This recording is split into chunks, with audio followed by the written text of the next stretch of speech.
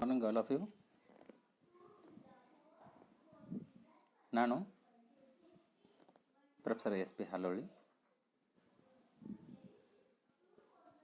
ಕರ್ನಾಟಕ ಸರ್ಕಾರದ ಕಾಲೇಜು ಶಿಕ್ಷಣ ಇಲಾಖೆ ಅಡಿಯಲ್ಲಿ ಸರ್ಕಾರಿ ಪ್ರಥಮ ದರ್ಜೆ ಕಾಲೇಜು ತೇಲ್ಸಂಗ ಇಲ್ಲಿ ಅರ್ಥಶಾಸ್ತ್ರ ವಿಭಾಗದ ಮುಖ್ಯಸ್ಥನಾಗಿ ಕಾರ್ಯನಿರ್ವಹಿಸ್ತಾ ಇದ್ದೇನೆ.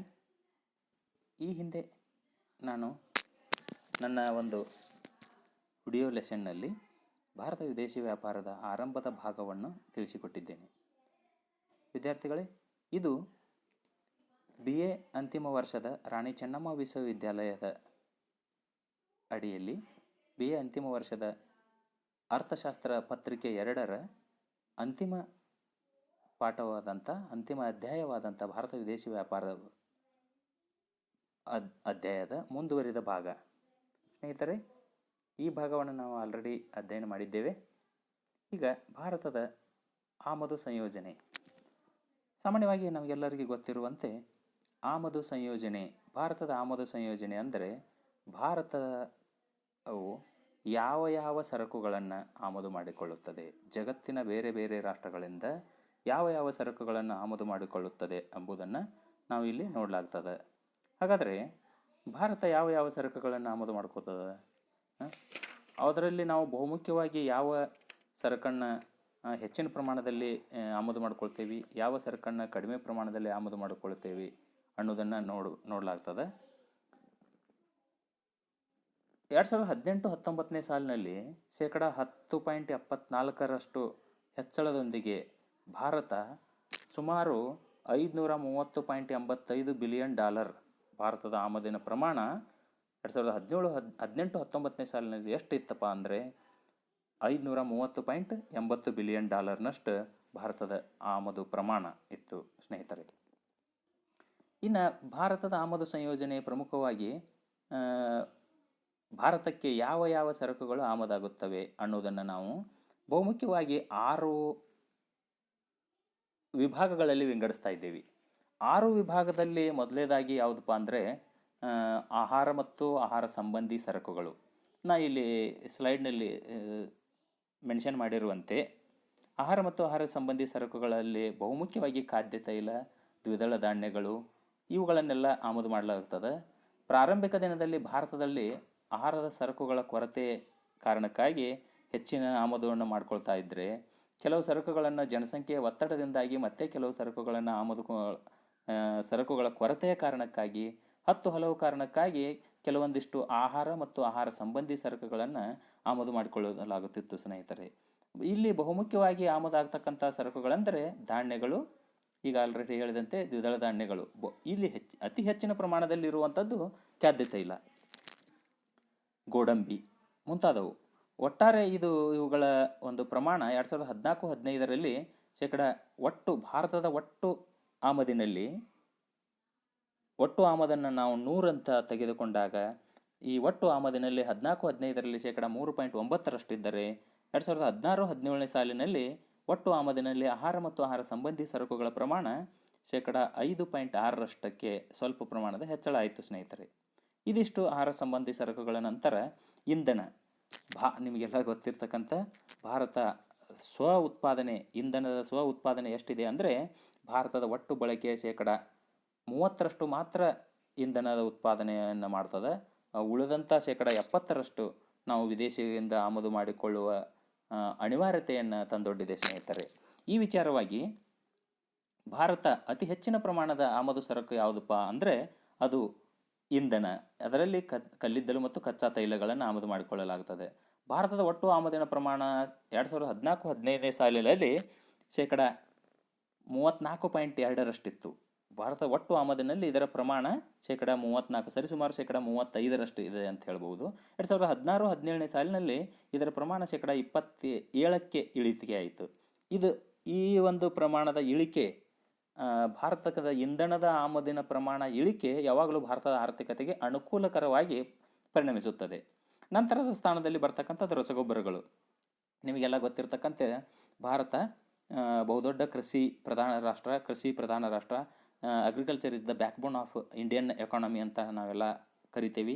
ಆ ರೀತಿಯೊಳಗೆ ಭಾರತದ ಕೃಷಿ 1966 ದಶಕದಲ್ಲಿ 66ರ ನಂತರ ಹಸಿರು ಕ್ರಾಂತಿ ಆಯಿತು. ನಂತರದಲ್ಲಿ ಎರಡನೇ ಹಸಿರು ಕ್ರಾಂತಿ ಆಯಿತು. ಈ ಎಲ್ಲ ಹಸಿರು ಕ್ರಾಂತಿಗೆ ಬಹುಮುಖ್ಯವಾಗಿ ನಾವು ಬಳಸಿಕೊಳ್ತಕ್ಕಂಥದ್ದು ಏನಪ್ಪ ಅಂದರೆ ಕೃಷಿಯಲ್ಲಿ ರಾಸಾಯನಿಕ ಗೊಬ್ಬರಗಳನ್ನು ಬಳಕೆಯನ್ನು ಮಾಡಿಕೊಂಡು ಅಧಿಕ ಇಳುವರಿಯನ್ನು ಪಡೀಲಿಕ್ಕೆ ಪ್ರಯತ್ನ ಮಾಡ್ತಿದ್ದಿದ್ದು ತಮಗೆಲ್ಲರಿಗೂ ಗೊತ್ತಿರುವಂಥ ವಿಚಾರ. ಆ ಪ್ರಕಾರ ಈ ರಾಸಾಯನಿಕ ರಸಗೊಬ್ಬರಗಳನ್ನು ಬಳಕೆ ಮಾಡೋದಕ್ಕೋಸ್ಕರ ದೇಶೀಯವಾಗಿ ಯೂರಿಯಾದಂಥ ಕೆಲವೊಂದಿಷ್ಟು ಗೊಬ್ಬರಗಳ ಉತ್ಪಾದನೆ ಪ್ರಮಾಣ ಕಡಿಮೆ ಆಗ್ತಾ ಕಾರಣಕ್ಕಾಗಿ ಅವುಗಳ ಕೊರತೆ ಕಾರಣಕ್ಕಾಗಿ ನಾವು ವಿದೇಶಗಳಿಂದ ಆಮದು ಮಾಡ್ಕೊಳ್ತೇವೆ. ವಿಜ್ಞಾನ ಮತ್ತು ತಂತ್ರಜ್ಞಾನ ಅಳವಡಿಕೆ ಉತ್ಪಾದನೆಯನ್ನು ಹೆಚ್ಚಿಸುವಲ್ಲಿ ಪ್ರಮುಖ ಕೊಡುಗೆಯನ್ನು ನೀಡಿದೆ. ಆ ಕಾರಣಕ್ಕಾಗಿ ಇದರ ಕೊರತೆಯನ್ನು ನೀಗಿಸಲಿಕ್ಕಾಗಿ ನಾವು ವಿದೇಶಗಳಿಂದ ಆಮದು ಮಾಡ್ಕೊಳ್ತೇವೆ. ಅದು ಕೆಲವೊಂದು ಋತುಮಾನಿಕವಾಗಿ ಎಷ್ಟು ಕೊರತೆ ಬೀಳ್ತದೆ ಅನ್ನೋದು ಹಲವಾರು ಸಂದರ್ಭದಲ್ಲಿ ನಾವು ಪತ್ರಿಕೆ ಮುಂತಾದವುಗಳ ಕಡೆಗಳಲ್ಲಿ ನಾವು ನೋಡಿದ್ದೀವಿ. ನಂತರದ ಸ್ಥಾನದಲ್ಲಿ ಬರ್ತಕ್ಕಂಥದ್ದು ಮುದ್ರಣ ಕಾಗದಗಳು. ಮುದ್ರಣ ಕಾಗದ ಭಾರತದ ಒಂದು ಎಮರ್ಜಿಂಗ್ ಕಂಟ್ರಿ, ಅಂದರೆ ಪತ್ರಿಕೋದ್ಯಮ ವಿಭಾಗ ಬಹಳಷ್ಟು ವೇಗವಾಗಿ ಅಭಿವೃದ್ಧಿಗೊಳ್ತಾ ಇದೆ. ಇಲ್ಲಿ ಅದು ಕೂಡ ತೃತೀಯ ವಲಯದಲ್ಲಿ ಬರ್ತಕ್ಕಂಥ ಭಾರತದ ತೃತೀಯ ವಲಯ ಸರಿಸುಮಾರು ಭಾರತದ GDPಗೆ 60% ಕೊಡುಗೆಯನ್ನು ನೀಡುತ್ತಾ ಇರೋದನ್ನು ತಾವೆಲ್ಲ ಗಮನಿಸಿದ್ದೀರಿ ವಿದ್ಯಾರ್ಥಿಗಳೇ. ಆ ಪ್ರಕಾರ ಅದರಲ್ಲಿನ ಬರ್ತಕ್ಕಂಥದ್ದು ಪತ್ರಿಕೋದ್ಯಮ ವಿಭಾಗ. ಈ ಪತ್ರಿಕೋದ್ಯಮ ವಿಭಾಗಕ್ಕೆ ಮುದ್ರಣಕ್ಕೆ ಬಹಳಷ್ಟು ಕಾಗದಗಳು ಬೇಕಾಗುತ್ತದೆ. ಆ ಮುದ್ರಣ ಕಾಗದ ಕೊರತೆ ಕಾರಣಕ್ಕಾಗಿ ಅವುಗಳನ್ನು ನಾವು ವಿದೇಶಗಳಿಂದ ಆಮದು ಮಾಡಿಕೊಳ್ಳುತ್ತೇವೆ ಸ್ನೇಹಿತರೆ. ತದನಂತರ ಬರ್ತಕ್ಕಂಥದ್ದು ಬಂಡವಾಳ ಸರಕುಗಳು. ಬಂಡವಾಳ ಸರಕುಗಳಂದರೆ ಯಾವ ಸರಕುಗಳನ್ನು ನಾವು ಸರಕು ಸೇವೆಗಳ ಉತ್ಪಾದನೆಗೆ ಬಳಸ್ತೇವೆ, ಆ ಸರಕುಗಳನ್ನು ನಾವು ಬಂಡವಾಳ ಸರಕುಗಳಂತ ಕರಿತೇವೆ. ಬಂಡವಾಳ ಸರಕುಗಳ ಆಮದು ನಮಗೆ ಭಾರತ ಯಾವಾಗ ಹೆಚ್ಚಿನ ಪ್ರಮಾಣದಲ್ಲಿ ಆಮದು ಮಾಡಿಕೊಳ್ತಾ ಬಂತು ಅಂದರೆ ನಾವು ಇದಕ್ಕೆ ಮೊದಲೇದಾಗಿ ದ್ವಿತೀಯ ಪಂಚವಾರ್ಷಿಕ ಯೋಜನೆಯನ್ನು ಹೆಸರಿಸಬಹುದು ಸ್ನೇಹಿತರೆ. ಯಾಕೆಂದರೆ ದ್ವಿತೀಯ ಪಂಚವಾರ್ಷಿಕ ಯೋಜನೆಯಲ್ಲಿ ಕೈಗಾರಿಕೆಗೆ ಆದ್ಯತೆಯನ್ನು ಕೊಟ್ಟಾಗ ವಿಶ್ವೇಶ್ವರಯ್ಯನವರು ಹೇಳಿದಂತೆ ಇಂಡಸ್ಟ್ರಿಯಲೈಸೇಷನ್ ಆರ್ ಫೆರಿಶ್, ಕೈಗಾರೀಕರಣ ಇಲ್ಲವೇ ವಿನಾಶ ಎಂಬ ಮಾತಿನಂತೆ ಭಾರತ ಸರ್ಕಾರ ತನ್ನ ಯೋಜನೆಗಳಲ್ಲಿ ಪಂಚವಾರ್ಷಿಕ ಯೋಜನೆಯಲ್ಲಿ ವಿಶೇಷವಾಗಿ ಎರಡನೇ ಪಂಚವಾರ್ಷಿಕ ಯೋಜನೆಗೆ ಫಸ್ಟ್ ಪ್ರಿಫರೆನ್ಸನ್ನು gives to industrialisation of India. ಭಾರತದ ಕೈಗಾರೀಕರಣಕ್ಕೆ ಒತ್ತು ಕೊಟ್ಟಾಗ ನಾವು ಬಹಳಷ್ಟು ಯಂತ್ರೋಪಕರಣಗಳನ್ನು ಆಮದು ಮಾಡಿಕೊಳ್ಬೇಕಾಯಿತು. ಆ ಪಂಚವಾರ್ಷಿಕ ಯೋಜನೆಯಿಂದ ಆರಂಭವಾದಂಥ ಈ ಬಂಡವಾಳ ಸರಕುಗಳ ಆಮದು ನಿರಂತರವಾಗಿ ತಂತ್ರಜ್ಞಾನ ಬೆಳೆದಂತೆ, ವಿಜ್ಞಾನ ತಂತ್ರಜ್ಞಾನ ಬೆಳೆದಂತೆ ಹೆಚ್ಚಿನ ತಂತ್ರಜ್ಞಾನವನ್ನು, ಮಷಿನರಿಗಳನ್ನು, ಯಂತ್ರೋಪಕರಣಗಳನ್ನು ನಾವು ಆಮದು ಮಾಡಿಕೊಳ್ಬೇಕಾಗಿದೆ. ಈ ಕಾರಣಕ್ಕಾಗಿ ಬಂಡವಾಳ ಸರಕುಗಳ ಆಮದು ಸಂಯೋಜನೆಯಲ್ಲಿ ಅತ್ಯಂತ ಪ್ರಮುಖವಾದಂಥ ವಿಭಾಗ ಇದು ಕೂಡ. ನಂತರದಲ್ಲಿ ಬರ್ತಕ್ಕಂಥದ್ದು ಇತರ ಸರಕುಗಳು ಅಂದಾಗ ನಾವೇನು ವರ್ಗೀಕರಣ ಮಾಡಿದ್ದೀವಿ, ಈ ವರ್ಗೀಕರಣವನ್ನು ಹೊರತುಪಡಿಸಿ ಕೆಲವೊಂದಿಷ್ಟು ಸರಕುಗಳು ಬರ್ತವೆ ಸ್ನೇಹಿತರೆ. ಅವುಗಳಲ್ಲಿ ಕೆಲವೊಂದಿಷ್ಟು ರಾಸಾಯನಿಕಗಳಿರ್ಬೋದು, ಬೆಲೆ ಬಾಳುವ ಹರಳುಗಳಿರ್ಬೋದು, ಕಬ್ಬಿಣ ಮತ್ತು ಉಕ್ಕು, ಚಿನ್ನ, ಬೆಳ್ಳಿ ಮೊದಲಾದ ಸರಕುಗಳನ್ನು ಇದರಲ್ಲಿ ಸೇರಿಸಲಾಗ್ತದೆ. ಒಟ್ಟು ಆಮದುಗಳಲ್ಲಿ ಇತರೆ ಸರಕುಗಳ ಆಮದು 2014-15ರಲ್ಲಿ 34% ಇದ್ದರೆ 2016-17ನೇ ಸಾಲಿನಲ್ಲಿ 37% ಹೆಚ್ಚಳವಾಗಿದೆ ಸ್ನೇಹಿತರೆ. ಅಂದರೆ ಇತರೆ ಸರಕುಗಳ ಈ ವರ್ಗೀಕರಣವನ್ನು ಹೊರತುಪಡಿಸಿ ಇನ್ನೇನಾದರೂ ಕೆಲವೊಂದಿಷ್ಟು ಸರಕುಗಳನ್ನು ಇತರೆ ಸರಕುಗಳ ವಿಭಾಗದಲ್ಲಿ ಸೇರಿಸಲಾಗ್ತದೆ. ಈ ಸರಕುಗಳು ಕೂಡ ಇಷ್ಟೊಂದು ಪ್ರಮಾಣದಲ್ಲಿದ್ದಾವೆ ಸ್ನೇಹಿತರೆ. ಈ ರೀತಿ ನಾವು ಭಾರತದ ಆಮದು ಸಂಯೋಜನೆಯನ್ನು ಹಂತ ಹಂತವಾಗಿ ವರ್ಗೀಕರಿಸಿ ನಾವು ನೋಡ್ಲಾ ಇದ್ದೀವಿ. ಇನ್ನು ನಂತರದಲ್ಲಿ ಭಾರತದ ವಿದೇಶಿ ವ್ಯಾಪಾರದ ದಿಕ್ಕು, the direction of Indian foreign trade, India's major export directions. ನೋಡ್ರಿ, ಈ ಒಂದು ಸ್ಲೈಡ್ನಲ್ಲಿ ನಾವು ಸೂಕ್ಷ್ಮವಾಗಿ ಗಮನಿಸಿದಾಗ ಭಾರತದ 2014-15 ಮತ್ತು 2018-19ನೇ ಸಾಲಿನಲ್ಲಿ ಎರಡಕ್ಕೂ ಕಂಪೇರ್ ಮಾಡಿ ಹೋಲಿಕೆ ಮಾಡಲಾಗಿ ಭಾರತ ಯಾವ ದೇಶಗಳೊಂದಿಗೆ ಜಾಗತಿಕ ಮಟ್ಟದಲ್ಲಿ ದೇಶಗಳನ್ನು ವಿವಿಧ ವಿಭಾಗಗಳಲ್ಲಿ ವಿಂಗಡಿಸಿ ನಾವು ಪಟ್ಟಿ ಮಾಡಿದ್ದೇವೆ. ಇಲ್ಲಿ ಮೊದಲನೇದಾಗಿ ಅತಿ ಹೆಚ್ಚಿನ ಭಾರತದ ವಿದೇಶಿ ವ್ಯಾಪಾರದ ದಿಕ್ಕು ಎಲ್ಲಿದೆ ಅಂದರೆ ಏಷ್ಯಾ. ಭಾರತದ ವಿದೇಶಿ ವ್ಯಾಪಾರದ ದಿಕ್ಕಿನಲ್ಲಿ ಏಷ್ಯಾ ರಾಷ್ಟ್ರಗಳಿಗೆ ಹೆಚ್ಚಿನ ಪ್ರಮಾಣದಲ್ಲಿದೆ. ನಂತರದಲ್ಲಿ ಯುರೋಪ್ ರಾಷ್ಟ್ರಗಳಿಗಿದೆ. ಅನಂತರ ಉತ್ತರ ಅಮೇರಿಕಾ ರಾಷ್ಟ್ರಗಳಿಗೆ, ಆಫ್ರಿಕಾ ರಾಷ್ಟ್ರಗಳಿಗೆ, ಲ್ಯಾಟಿನ್ ಅಮೇರಿಕಾ ರಾಷ್ಟ್ರಗಳು ಅತಿ ಕಡಿಮೆ. ಎಲ್ಲದಕ್ಕಿಂತ ಇತರೆ ಗುಂಪಿನಲ್ಲಿ ಕೂಡ ಇದೆ. ಈ ರೀತಿ ಇದರಲ್ಲಿ ನಾವು ಸೂಕ್ಷ್ಮವಾಗಿ ನೀವು if you want, pause the video and take the notes also. It is useful for your academic examinations. So, directions of Indian foreign trade. ಇಲ್ಲಿ ಈ ಸ್ಲೈಡ್ನಲ್ಲಿ ಕೂಡ ವಿದ್ಯಾರ್ಥಿಗಳು ಸೂಕ್ಷ್ಮವಾಗಿ ಗಮನಿಸಬಹುದು. ಇಲ್ಲಿ ಬಹುಮುಖ್ಯವಾಗಿ ಭಾರತದ ಆಮದು ದಿಕ್ಕು ಮತ್ತು ರಫ್ತು ದಿಕ್ಕು, ಜಾಗತಿಕ ಯಾವ ರಾಷ್ಟ್ರಗಳಿಗೆ ಭಾರತ ಸರಕುಗಳನ್ನು ರಫ್ತು ಮಾಡ್ತದೆ, ಯಾವ ದೇಶಗಳಿಗೆ ಇಂದ ಆಮದು ಮಾಡ್ಕೊಳ್ತದೆ ಅನ್ನೋದನ್ನು ನಾವು 60ರ ದಶಕದಲ್ಲಿ ಇದ್ದಂಥ ಮಾಹಿತಿಯನ್ನು, 1999 2000ನೇ ಇಸ್ವಿಯಲ್ಲಿ ಇದ್ದಂಥ ಮಾಹಿತಿಯನ್ನು, 2002 3ರಲ್ಲಿ ಇದ್ದಂಥ ಮಾಹಿತಿಯನ್ನು, ಅದರಲ್ಲಿ ಉಂಟಾದಂಥ ಬದಲಾವಣೆಗಳನ್ನು, ವೇರಿಯೇಷನ್ಸ್ಗಳನ್ನು ನೋಡಿಕೊಂಡು ತಾವು ಇಲ್ಲಿ ಗುರುತಿಸಿಕೊಂಡು ಅದರ ಪ್ರಾಮುಖ್ಯತೆಯನ್ನು ತಿಳಿದುಕೊಳ್ಬೋದು ಸ್ನೇಹಿತರೆ. ನಂತರದಲ್ಲಿ ಭಾರತ ವಿದೇಶಿ ವ್ಯಾಪಾರದ ದಿಕ್ಕು ಅಂದಾಗ ಆಮದು ದಿಕ್ಕಿನ ವಿಚಾರ, ಇಲ್ಲಿ ದಿಕ್ಕು ಬೇರೆ ಆಗ್ತದೆ, ಸಂಯೋಜನೆ ಬೇರೆ ಆಗ್ತದೆ ಸ್ನೇಹಿತರೆ. ದಿಕ್ಕು ಅಂದಾಗ ಯಾವ ಯಾವ ದೇಶಗಳಿಂದ ಆಮದು ಮಾಡ್ಕೊಳ್ತೀವಿ, ರಫ್ತು ಮಾಡ್ತೀವಿ ಅನ್ನೋದನ್ನು ನೋಡಿದರೆ, ಸಂಯೋಜನೆ ಅಂದಾಗ ಯಾವ ಯಾವ ಸರಕುಗಳಿಂದ ಕೂಡಿದೆ ಅಂತ ತಿಳ್ಕೊಳ್ಬೇಕಾಗುತ್ತದೆ. ಆ ಪ್ರಕಾರ ಈ ಒಂದು ಸಂದರ್ಭದಲ್ಲಿ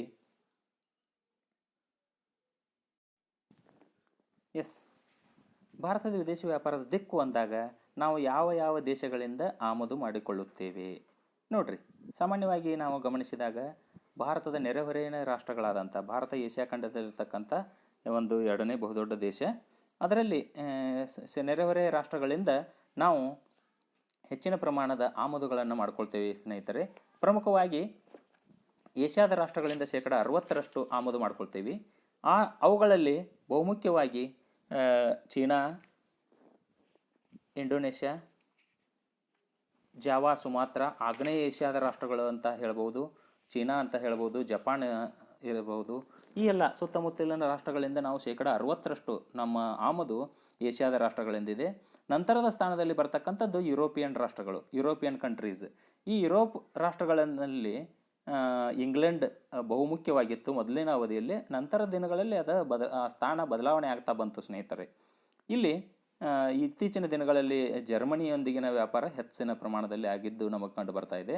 ನಂತರ ಸ್ಥಾನದಲ್ಲಿ ಬರ್ತಕ್ಕಂಥದ್ದು ಅಮೇರಿಕನ್ ರಾಷ್ಟ್ರಗಳು, USA ಸೇರಿದಂತೆ USA, ಕೆನಡಾ, ಬ್ರೆಜಿಲ್ ಈ ಮುಂತಾದ ರಾಷ್ಟ್ರಗಳಿಂದ 11ರಿಂದ 12% ಸರಕುಗಳನ್ನು ಆಮದು ಮಾಡ್ಕೊಳ್ತೇವೆ ಸ್ನೇಹಿತರೆ. ನಂತರ ಸ್ಥಾನದಲ್ಲಿ ಆಫ್ರಿಕಾ ರಾಷ್ಟ್ರಗಳು, ಆಫ್ರಿಕಾದ ರಾಷ್ಟ್ರಗಳಿಂದ ನಾವು 7ರಿಂದ 8% ಸರಕುಗಳನ್ನು ಆಮದು ಮಾಡ್ಕೊಳ್ತೇವೆ. CIS ಮತ್ತು ಸುತ್ತಲಿನ ರಾಷ್ಟ್ರಗಳಿಂದ 1.1 ಅಥವಾ 2% ಮತ್ತು ಮೇಲಿನ ಯಾವುದೇ ಗುಂಪಿಗೆ ಸೇರದ ಇತರ ರಾಷ್ಟ್ರಗಳಿಂದ 2%. ಈ ರೀತಿ ನಮ್ಮ ಭಾರತದ ವಿದೇಶಿ ವ್ಯಾಪಾರದ ಆಮದು ದಿಕ್ಕನ್ನು ನಾವು ನೋಡ್ತೀವಿ. ಇಲ್ಲಿ CIS ಎಂದರೆ ಕಾಮನ್ವೆಲ್ತ್ ಆಫ್ ಇಂಡಿಪೆಂಡೆಂಟ್ ಸ್ಟೇಟ್ಸ್, ಅಂದರೆ ರಷ್ಯಾವನ್ನು 1991ರ ಪೂರ್ವದಲ್ಲಿ United States of Soviet Russia USSR ಅಂತ ಕರಿತಾ ಇದ್ರು. ಇವಾಗ ಅದನ್ನು 91ರಿಂದ ಯಾವಾಗ ಅಮೇರಿಕ ಮತ್ತು ರಷ್ಯಾಗಳ ಮಧ್ಯದ ಶೀತಲ ಸಮರ ಕೊನೆಯಾಯಿತೋ ಆವಾಗಿನಿಂದ ಈ ರಾಷ್ಟ್ರ ತನ್ನ ಹೆಸರನ್ನು ಬದಲಾಯಿಸಿಕೊಂಡು CIS ಅಂದರೆ ಕಾಮನ್ವೆಲ್ತ್ ಆಫ್ ಇಂಡಿಪೆಂಡೆಂಟ್ ಸ್ಟೇಟ್ಸ್, ಸುಮಾರು 15 ರಾಷ್ಟ್ರಗಳ ಸಂಯುಕ್ತ ಒಕ್ಕೂಟ, ಸ್ವಾಯತ್ತ ಸಂಯುಕ್ತ ರಾಷ್ಟ್ರಗಳ ಒಕ್ಕೂಟವನ್ನು ಈ ರೀತಿ ಕರಿತಾ ಇದ್ದಾರೆ ಸ್ನೇಹಿತರೆ. ಮತ್ತು ಅದರ ಸುತ್ತಲಿನ ರಾಷ್ಟ್ರಗಳಿಂದ 1ರಿಂದ 2% ಇದ್ದರೆ, ಯಾವುದೇ ಗುಂಪಿಗೆ ಸೇರದ ಇತರ ರಾಷ್ಟ್ರಗಳು 2% ಇದೆ. ಈ ರೀತಿ ಭಾರತದ ವಿದೇಶಿ ವ್ಯಾಪಾರದ ಆಮದು ದಿಕ್ಕು ಇದೆ ಸ್ನೇಹಿತರೆ. ವಿದ್ಯಾರ್ಥಿ ಮಿತ್ರರೇ, ನಾವೀಗ ನೋಡ್ತಾ ಇರೋದು ಈ ಸ್ಲೈಡ್ನಲ್ಲಿ ಭಾರತದ ವಿದೇಶಿ ವ್ಯಾಪಾರದ ರಫ್ತಿನ ದಿಕ್ಕು, the direction of Indian foreign trade, export direction of Indian foreign trade. ಈ ಒಂದು ವಿಚಾರದಲ್ಲಿ ಭಾರತ ಜಗತ್ತಿನ ಯಾವ ಯಾವ ದೇಶಗಳಿಗೆ ತನ್ನ ಸರಕು ಮತ್ತು ಸೇವೆಗಳನ್ನು ರಫ್ತು ಮಾಡ್ತಾ ಇದೆ ಅನ್ನೋದನ್ನು ನಾವು ತಿಳಿದುಕೊಳ್ಬೇಕಾಗ್ತದೆ. ಇಲ್ಲಿ ನಾನು ಇವುಗಳನ್ನು 6 ಭಾಗಗಳಾಗಿ ವಿಂಗಡಿಸಿದ್ದು ಕ್ರಮವಾಗಿ ಇಳಿಕೆ ಪ್ರಮಾಣದಲ್ಲಿ ಜೋಡಿಸಿರುತ್ತೇನೆ. ಮೊದಲನೇದಾಗಿ ಏಷ್ಯಾದ ರಾಷ್ಟ್ರಗಳು. ಏಷ್ಯಾದ ರಾಷ್ಟ್ರಗಳು ಅಂದಾಗ ಭಾರತವು ಕೂಡ ಏಷ್ಯಾದ ಒಂದು ಪ್ರಮುಖ ರಾಷ್ಟ್ರವಾಗಿದ್ದು ತನ್ನ ನೆರೆಹೊರೆಯ ರಾಷ್ಟ್ರಗಳಿಗೂ ಅತಿ ಹೆಚ್ಚಿನ ಪ್ರಮಾಣದ ಸರಕುಗಳನ್ನು ರಫ್ತು ಮಾಡ್ತಾ ಇದೆ ಅನ್ನೋದು ಇದರಿಂದ ತಿಳಿದು ಬರ್ತದೆ. ಇದರಲ್ಲಿ ಪ್ರಮುಖವಾಗಿ Australia, New Zealand, Singapore, Fiji, Indonesia, Thailand, Malaysia, Cambodia ಈ ಎಲ್ಲ ರಾಷ್ಟ್ರಗಳು ಸೇರಿದ್ದಾವೆ ಸ್ನೇಹಿತರೆ. ಈ ಎಲ್ಲ ರಾಷ್ಟ್ರಗಳೊಂದಿಗೆ ಭಾರತ ತನ್ನ ವಿದೇಶಿ ವ್ಯಾಪಾರದ ಸಂಬಂಧವನ್ನು ಇಟ್ಟುಕೊಂಡು ಅದರಲ್ಲಿ ವಿಶೇಷವಾಗಿ ರಫ್ತನ್ನು ಹೆಚ್ಚಿನ ಪ್ರಮಾಣದಲ್ಲಿ ಮಾಡ್ತಾ ಇದೆ ಸ್ನೇಹಿತರೆ. 2014-15ರಲ್ಲಿ ಭಾರತದ ವಿದೇಶಿ ವ್ಯಾಪಾರದ ರಫ್ತಿನಲ್ಲಿ ಈ ಏಷ್ಯಾದ ರಾಷ್ಟ್ರಗಳ ಪಾಲು ಎಷ್ಟಿದೆಪ್ಪ ಅಂದ್ರೆ 49.6% ಇದ್ದರೆ, 16-17ರಲ್ಲಿ 49.9%, ಅದೇ ರೀತಿಯಾಗಿ 18-19ನೇ ಸಾಲಿಗೆ 48.76%. ಒಟ್ಟಾರೆ ಭಾರತದ ವಿದೇಶಿ ವ್ಯಾಪಾರದ ದಿಕ್ಕಿನಲ್ಲಿ ಏಷ್ಯಾದ ರಾಷ್ಟ್ರಗಳ ಪಾಲು ರಫ್ತಿನಲ್ಲಿ 48ರಿಂದ 50ರ ಮಧ್ಯೆ ನಿರಂತರವಾಗಿ ಇಷ್ಟು ಪ್ರಮಾಣದಲ್ಲಿ ಉಳಿಸ್ಕೊಂಡು ನಿರ್ವಹಿಸಿಕೊಂಡು ಹೋಗ್ತಾ ಇದ್ದದ್ದು ಕಂಡು ಬರ್ತಾ ಇದೆ ಸ್ನೇಹಿತರೆ. ನಂತರದ ಸ್ಥಾನದಲ್ಲಿ ಬರ್ತಕ್ಕಂಥದ್ದು ಅಮೇರಿಕನ್ ರಾಷ್ಟ್ರಗಳು. ಅಮೇರಿಕನ್ ರಾಷ್ಟ್ರಗಳಂದಾಗ ನಿಮಗೆಲ್ಲ ಗೊತ್ತಿರ್ತಕ್ಕಂತೆ ಉತ್ತರ ಅಮೇರಿಕಾ ಖಂಡ ಮತ್ತು ದಕ್ಷಿಣ ಅಮೇರಿಕಾದ ಖಂಡ, ಈ ಎರಡೂ ರಾಷ್ಟ್ರಗಳ ಒಂದು ಎರಡೂ ಖಂಡಗಳ ಒಂದು ಪಾಲನ್ನು ಇದು ಹೊಂದಿದೆ ಸ್ನೇಹಿತರೆ. ಅಮೇರಿಕನ್ ರಾಷ್ಟ್ರಗಳಲ್ಲಿ ಬಹುಮುಖ್ಯವಾಗಿ ಇರತಕ್ಕಂಥದ್ದು ಉತ್ತರ ಅಮೇರಿಕಾ ಮತ್ತು ದಕ್ಷಿಣ ಅಮೇರಿಕಾ ಖಂಡಗಳನ್ನು ಒಳಗೊಂಡಿರ್ತಕ್ಕಂಥ ರಾಷ್ಟ್ರಗಳಾದಂಥ ವಿಶೇಷವಾಗಿ USA, United States of America. ನಂತರದಲ್ಲಿ ಬರ್ತಕ್ಕಂಥದ್ದು Canada, Mexico, Brazil, Colombia, Peru, Chile, Bolivia, Argentina, Panama, republic, Venezuela, Ecuador ಈ ಮುಂತಾದ ರಾಷ್ಟ್ರಗಳೊಂದಿಗೆ ಭಾರತ ಗರಿಷ್ಠ ಪ್ರಮಾಣದ ರಫ್ತು ದಿಕ್ಕನ್ನು ನಿರ್ವಹಿಸ್ತಾ ಬರ್ತಾ ಇದೆ ಸ್ನೇಹಿತರೆ. ಈ ಉತ್ತರ ಅಮೆರಿಕದ ರಾಷ್ಟ್ರಗಳೊಂದಿಗೆ ಭಾರತದ ರಫ್ತು ದಿಕ್ಕು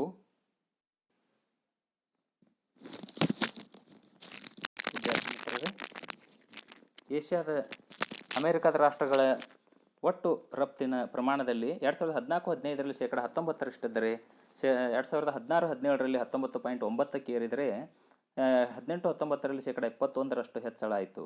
ಈ ಕಾರಣಕ್ಕಾಗಿ ಭಾರತ ಅಮೇರಿಕನ್ ರಾಷ್ಟ್ರಗಳೊಂದಿಗೆ ಸರಿಸುಮಾರು 20-21% ರಫ್ತನ್ನು ಪ್ರತಿ ವರ್ಷ ಮಾಡ್ತಾ ಬರ್ತಾ ಇದೆ ಸ್ನೇಹಿತರೆ. ಇದರ ಕಾರಣಕ್ಕಾಗಿ ಇದಲ್ಲದೆ ಭಾರತದ ಒಟ್ಟಾರೆ ವಿದೇಶಿ ವ್ಯಾಪಾರದ ಸಂಬಂಧದಲ್ಲಿ ಗರಿಷ್ಠ ಪ್ರಮಾಣ ಜಗತ್ತಿನಲ್ಲಿ ಯಾವುದಾದ್ರೂ ಒಂದು ದೇಶದೊಂದಿಗೆ ಇದೆ ಅಂದರೆ ಅದು USA, United States of America. ಅದನ್ನು ಈ ಒಂದು ಸ್ಲೈಡ್ನಲ್ಲಿ ನಾನು ಹಾಕಿದ್ದೇನೆ ಸ್ನೇಹಿತರೆ. ನಂತರದಲ್ಲಿ ಬರ್ತಕ್ಕಂಥದ್ದು ಯುರೋಪಿಯನ್ ರಾಷ್ಟ್ರಗಳು. ಯುರೋಪಿಯನ್ ರಾಷ್ಟ್ರಗಳಲ್ಲಿ ಭಾರತದ ಸರಕು ಮತ್ತು ಸೇವೆಗಳ ರಫ್ತಿನ ಪ್ರಮಾಣ ಎಷ್ಟಿದೆ ಅಂದರೆ ಸರಿಸುಮಾರು 19%ರಿಂದ 21%ರವರೆಗೆ ಸ್ನೇಹಿತರೆ. ಇಲ್ಲಿ ಬಹುಮುಖ್ಯವಾಗಿ Germany, England, Switzerland, Norway, Turkey ಈ ಮುಂತಾದ ರಾಷ್ಟ್ರಗಳೊಂದಿಗೆ ಭಾರತದ ವಿದೇಶಿ ರಫ್ತಿನ ಒಂದು ದಿಕ್ಕನ್ನು ಒಳಗೊಂಡಿದ್ದು ಇದು ಒಟ್ಟಾರೆ 19ರಿಂದ 21ರವರೆಗಿನ ಪ್ರಮಾಣವನ್ನು ಒಳಗೊಂಡಿದೆ ಸ್ನೇಹಿತರೆ. ನಂತರದ ಸ್ಥಾನದಲ್ಲಿ ನಂತರದ ವರ್ಗೀಕರಣವೆಂದರೆ ಆಫ್ರಿಕಾದ ರಾಷ್ಟ್ರಗಳು. ಆಫ್ರಿಕಾದ ರಾಷ್ಟ್ರಗಳನ್ನು ಕೂಡ ಉತ್ತರ ಆಫ್ರಿಕಾ ರಾಷ್ಟ್ರಗಳು, ದಕ್ಷಿಣ ಆಫ್ರಿಕಾ ರಾಷ್ಟ್ರಗಳು, ನಂತರ ಪಶ್ಚಿಮ ಆಫ್ರಿಕಾ ರಾಷ್ಟ್ರಗಳು, ಮಧ್ಯ ಆಫ್ರಿಕಾ ರಾಷ್ಟ್ರಗಳು, ಪೂರ್ವ ಆಫ್ರಿಕನ್ ರಾಷ್ಟ್ರಗಳು ಈ ರೀತಿ ವಿಂಗಡಿಸಲಾಗ್ತದೆ. ಈ ಎಲ್ಲ ವಿಂಗಡಣೆಗಳೊಂದಿಗೆ ಒಟ್ಟಾರೆ ಆಫ್ರಿಕಾ ಖಂಡದ ರಾಷ್ಟ್ರಗಳೊಂದಿಗೆ ಭಾರತದ ವಿದೇಶಿ ಸರಕುಗಳ ವಿದೇಶಿ ವ್ಯಾಪಾರದ ರಫ್ತಿನ ದಿಕ್ಕಿನಲ್ಲಿ ಪಾಲು ಎಷ್ಟಿದೆ ಅಂದರೆ 8ರಿಂದ 10ರಷ್ಟು ಇದೆ ಸ್ನೇಹಿತರೆ. ಅದೇ ರೀತಿಯಾಗಿ ನಂತರದಲ್ಲಿ ಬರ್ತಕ್ಕಂಥದ್ದು CIS ಹಾಗೂ ಸುತ್ತಲಿನ ರಾಷ್ಟ್ರಗಳು. ಇದನ್ನು ಈ ಹಿಂದೆ ಹೇಳಿದಂತೆ ಇದು ಕಾಮನ್ವೆಲ್ತ್ ಆಫ್ ಇಂಡಿಪೆಂಡೆಂಟ್ ಸ್ಟೇಟ್ಸ್ ಅಂತ ಇದೆ. ಇದರ ಪ್ರಮಾಣ 1ರಿಂದ 1.8ರಷ್ಟು ಇದ್ದರೆ ಯಾವುದೇ ಗುಂಪಿಗೆ ಸೇರದ ಇತರ ರಾಷ್ಟ್ರಗಳು 1.7ರಷ್ಟಿದೆ, 1ರಿಂದ 1.7ರಷ್ಟಿದ್ದು ಈ ರೀತಿ ಭಾರತದ ವಿದೇಶಿ ವ್ಯಾಪಾರದ ದಿಕ್ಕು ಸರಕುಗಳ ರಫ್ತಿನ ದಿಕ್ಕು ಇದ್ದದ್ದು ಕಂಡುಬರುತ್ತದೆ ಸ್ನೇಹಿತರೆ. ತಮಗೆಲ್ಲ ಗಮನಿಸಬೇಕಾದಾಗೆ ಹೆಚ್ಚಿನ ಪ್ರಮಾಣದಲ್ಲಿ ಯಾವ ರಾಷ್ಟ್ರಗಳೊಂದಿಗೆ ಇದೆ, ವಿಶೇಷವಾಗಿ ಯಾವ ರಾಷ್ಟ್ರಕ್ಕೆ ಹೆಚ್ಚಿದೆ, ಗರಿಷ್ಠ ಪ್ರಮಾಣದಲ್ಲಿ ಜಗತ್ತಿನ ಯಾವ ಭಾಗಕ್ಕಿದೆ, ಇದನ್ನೆಲ್ಲ ತಾವು ಈ ಸೂಕ್ಷ್ಮವಾಗಿ ಗಮನಿಸ್ಕೊಳ್ಬೇಕಾಗಿ ನಾನು ಈ ಮೂಲಕ ತಿಳಿಸ್ತಾ ಇದ್ದೇನೆ. ಅದೇ ರೀತಿಯಾಗಿ ಸಾಮಾನ್ಯವಾಗಿ 2018-19ರಲ್ಲಿ ಭಾರತದ ರಫ್ತು ಎಷ್ಟಿದೆ ಅನ್ನೋದು ಈ ಚಾರ್ಟ್ನಲ್ಲಿ ಹಾಕಿದ್ದೇನೆ ಸ್ನೇಹಿತರೆ. ನೋಡಿರಿ, ಇದನ್ನು ಸಾಮಾನ್ಯವಾಗಿ ಈ ಮೊದಲೇ ಭಾಗದಲ್ಲಿ ಎಲ್ಲ ದೇಶಗಳ ಹೆಸರನ್ನು ಹಾಕಿದರೆ ನಂತರದಲ್ಲಿ ಕೋಟಿ ರೂಪಾಯಿಗಳಲ್ಲಿ ಭಾರತದ ರಫ್ತು ಎಷ್ಟು ಪ್ರಮಾಣದಲ್ಲಿದೆ ಅನ್ನೋದನ್ನು ನಾನು ಹಾಕಿದ್ದೀನಿ. ನೋಡಿರಿ, ಪ್ರಥಮ ಸ್ಥಾನ USA ಅಂತ ನಾನು ಈಗ ಆಲ್ರೆಡಿ ಹೇಳಿದ್ದೆ. USA ಸುಮಾರು 2,70,788.41 ಕೋಟಿ ರೂಪಾಯಿಗಳಷ್ಟು ಬೆಲೆಯುಳ್ಳ ಮೌಲ್ಯದ ರಫ್ತು ಸರಕುಗಳನ್ನು ಅಮೇರಿಕಾಕ್ಕೆ ಯುನೈಟೆಡ್ ಸ್ಟೇಟ್ಸ್ ಆಫ್ ಅಮೇರಿಕಾಗೆ ರಫ್ತು ಮಾಡಿದ್ದು ಕಂಡುಬರುತ್ತದೆ ಸ್ನೇಹಿತರೆ. ನಂತರದ ಸ್ಥಾನದಲ್ಲಿ UAE, ಯುನೈಟೆಡ್ ಅರಬ್ ಎಮಿರೇಟ್ಸ್, ಈ ದೇಶಕ್ಕೆ ಭಾರತದ ರಫ್ತಿನ ಪ್ರಮಾಣ ನಂತರ ಸ್ಥಾನದಲ್ಲಿ ಬರುತ್ತೆ ಸ್ನೇಹಿತರೆ. 1,56,443.36 ಕೋಟಿ ರೂಪಾಯಿಗಳಷ್ಟು ಮೌಲ್ಯದ ರಫ್ತಿನ ಪ್ರಮಾಣ ಕಂಡುಬರುತ್ತದೆ ಸ್ನೇಹಿತರೆ. ನೋಡಿರಿ, ಈ ರೀತಿ ಮೊದಲನೇ USA ದೇಶಕ್ಕೂ ನಂತರದ UAEಗೂ ಆನಂತರದಲ್ಲಿ ಚೀನಾಕ್ಕೂ ಹಾಂಗ್ಕಾಂಗಕ್ಕೂ ಸಿಂಗಾಪುರ್ ಈ ರೀತಿ ಕ್ರಮವಾಗಿ ಭಾರತದ ರಫ್ತಿನ ಮೌಲ್ಯದಲ್ಲಿ ಆಗತಕ್ಕಂಥ ವ್ಯತ್ಯಾಸವನ್ನು ನೋಡ್ತಾ ಹೋಗಿ ಸ್ನೇಹಿತರೆ. ಮುಖ್ಯವಾಗಿ ಎಷ್ಟೊಂದು ವ್ಯತ್ಯಾಸ ಕಂಡು ಬರ್ತದೆ ಅನ್ನೋದನ್ನು ನಾವಿಲ್ಲಿ ನೋಡ್ಬೋದು. ಇದಿಷ್ಟು ಭಾರತದ 2018-19ನೇ ಸಾಲಿನಲ್ಲಿ ಭಾರತದ ರಫ್ತಿನ ಪ್ರಮಾಣ ಯಾವ ರೀತಿ ಯಾವ್ಯಾವ ದೇಶಗಳೊಂದಿಗೆ ಯಾವ್ಯಾವ ಪ್ರಮಾಣದಲ್ಲಿದೆ ಅನ್ನೋದು ಈ ಮೂಲಕ ನಮಗೆ ತಿಳಿದು ಬರುತ್ತದೆ ಸ್ನೇಹಿತರೆ. ಎಸ್, ಈ ವಿದೇಶಿ ವ್ಯಾಪಾರ ಅಧ್ಯಾಯದ ಅತಿ ಮುಖ್ಯವಾದಂಥ ಭಾಗ ಪಾವತಿ ಶಿಲ್ಕು, ಬ್ಯಾಲೆನ್ಸ್ ಆಫ್ ಪೇಮೆಂಟ್ ಮತ್ತು ಭಾರತದ ಸ್ಥಿತಿ. ಏನಿದು ಬ್ಯಾಲೆನ್ಸ್ ಆಫ್ ಪೇಮೆಂಟ್, ಪಾವತಿ ಶಿಲ್ಕು ಅಂದರೆ ಏನು, ಬ್ಯಾಲೆನ್ಸ್ ಆಫ್ ಪೇಮೆಂಟ್ ಅಂದರೆ ಏನು ಅನ್ನೋದನ್ನು ನಾವು ನೋಡಲಾದ್ರೆ ಬಹುಮುಖ್ಯವಾಗಿ ವಿದ್ಯಾರ್ಥಿ ಮಿತ್ರರೇ, ಪಾವತಿ ಶಿಲ್ಕು ಅಂದಾಗ ಒಂದು ದೇಶವು ಒಂದು ವರ್ಷದ ಅವಧಿಯಲ್ಲಿ ಜಗತ್ತಿನ ಇತರ ದೇಶಗಳೊಡನೆ, ಒಂದು ವರ್ಷದ ಅವಧಿಯಲ್ಲಿ ಇನ್ ಅ ಪರ್ಟಿಕ್ಯುಲರ್ ಪೀರಿಯಡ್ ಜಗತ್ತಿನ ಇತರ ದೇಶಗಳೊಡನೆ ಮಾಡಿದ ಎಲ್ಲ ಆರ್ಥಿಕ ವ್ಯವಹಾರಗಳ ಕ್ರಮಬದ್ಧ ದಾಖಲೆಯನ್ನು ನಾವು ಪಾವತಿ ಶಿಲ್ಕು, ದಾಖಲೆಗಳ ಪಟ್ಟಿಯನ್ನು ಪಾವತಿ ಶಿಲ್ಕು ಅಂತ ಕರಿತೀವಿ. ಇಲ್ಲಿ ವಿದೇಶಿ ವಿನಿಮಯ, ವಿದೇಶಿ ವ್ಯಾಪಾರ, ಅಂತಾರಾಷ್ಟ್ರೀಯ ಪಾವತಿಗಳು ಇತ್ಯಾದಿಗಳಿಗೆ ಸಂಬಂಧಿಸಿದಂತೆ ನಿರ್ಧಾರಗಳನ್ನು ಕೈಗೊಳ್ಳುವ ಸಂದರ್ಭದಲ್ಲಿ ಒಂದು ದೇಶದ ಅಂತಾರಾಷ್ಟ್ರೀಯ ಸ್ಥಾನಮಾನವನ್ನು, the status of a country, economic status of a country ಅನ್ನೋದನ್ನು ತಿಳಿಸುತ್ತದೆ.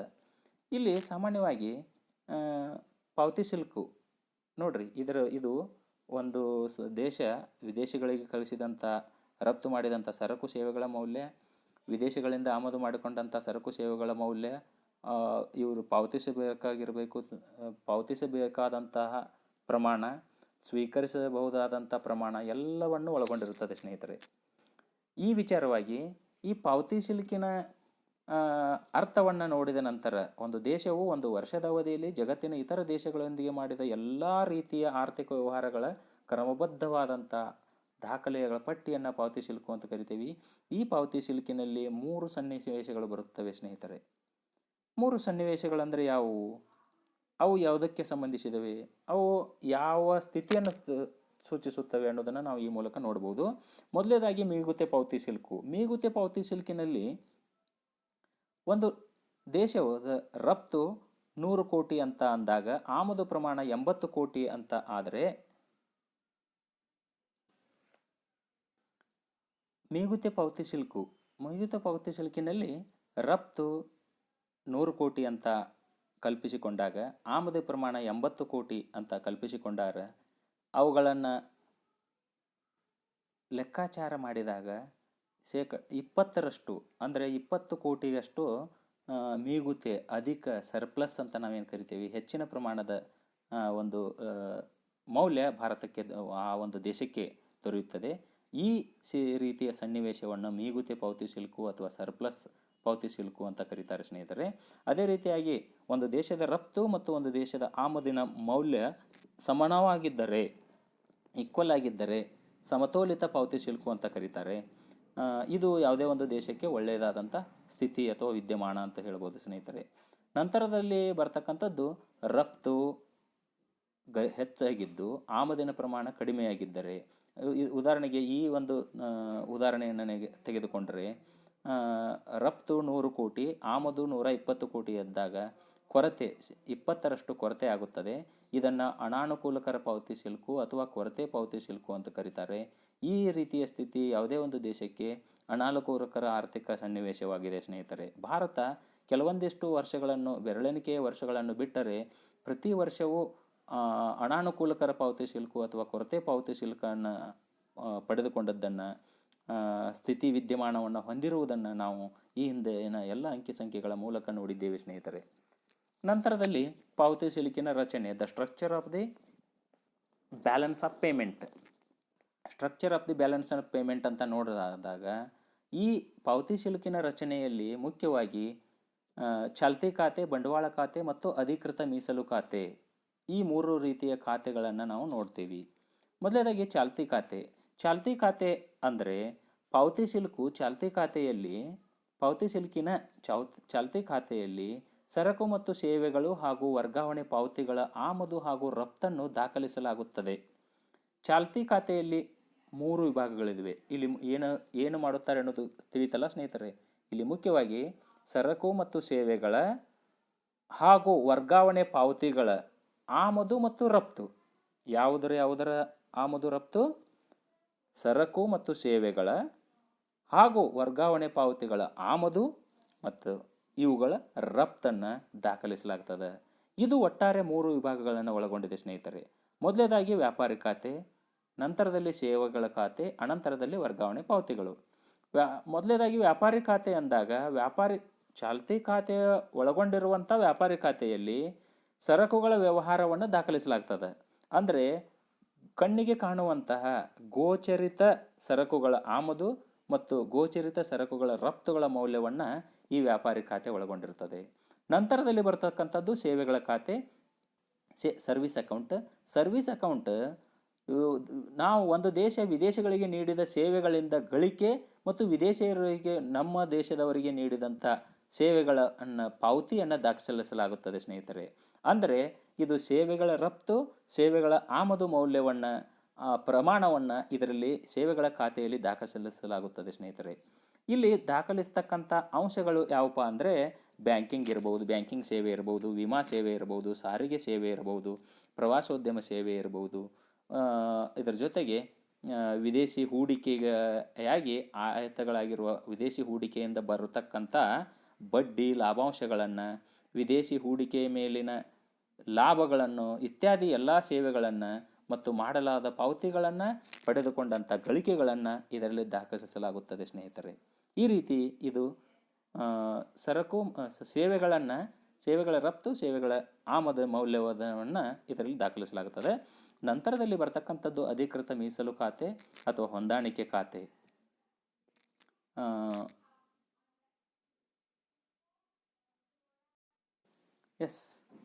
ಈ ರೀತಿ ಚಾಲ್ತಿ ಖಾತೆಯು ವ್ಯಾಪಾರಿ ಖಾತೆಯನ್ನು, ಸೇವೆಗಳ ಖಾತೆಯನ್ನು ಹಾಗೂ ವರ್ಗಾವಣಾ ಪಾವತಿಗಳನ್ನು ಒಳಗೊಂಡಿದೆ. ವ್ಯಾಪಾರಿ ಖಾತೆ, ಸೇವೆಗಳ ಖಾತೆ ಏನನ್ನು ಹೊಂದಿರುತ್ತದೆ ಅನ್ನೋದನ್ನು ತಿಳ್ಕೊಂಡ್ರಿ. ಅದೇ ರೀತಿಯಾಗಿ ವರ್ಗಾವಣೆ ಪಾವತಿಗಳೆಂದರೆ ವಿದೇಶಗಳಿಂದ ಸ್ವೀಕರಿಸಿದ ಮತ್ತು ವಿದೇಶಗಳಿಗೆ ಸಂದಾಯ ಮಾಡಿದ ಏಕಪಕ್ಷೀಯ ಪಾವತಿಗಳಾಗಿವೆ. ಅಂದರೆ ನಾವು ಯಾವುದಾದ್ರೂ ಒಂದು ದೇಶದಿಂದ ಮೌಲ್ಯವನ್ನು, ವಿದೇಶಿ ವಿನಿಮಯವನ್ನು ಸ್ವೀಕರಿಸ್ತಾ ಇದ್ದರೆ ಅದು ಏಕಪಕ್ಷೀಯ ಸ್ವೀಕೃತಿ ಆಗುತ್ತದೆ. ಅದೇ ರೀತಿ ವಿದೇಶಗಳಿಗೆ ಸಂದಾಯ ಮಾಡ್ತಾ ಇದ್ದರೆ ಅದು ಏಕಪಕ್ಷೀಯ ಪಾವತಿ ಆಗುತ್ತದೆ.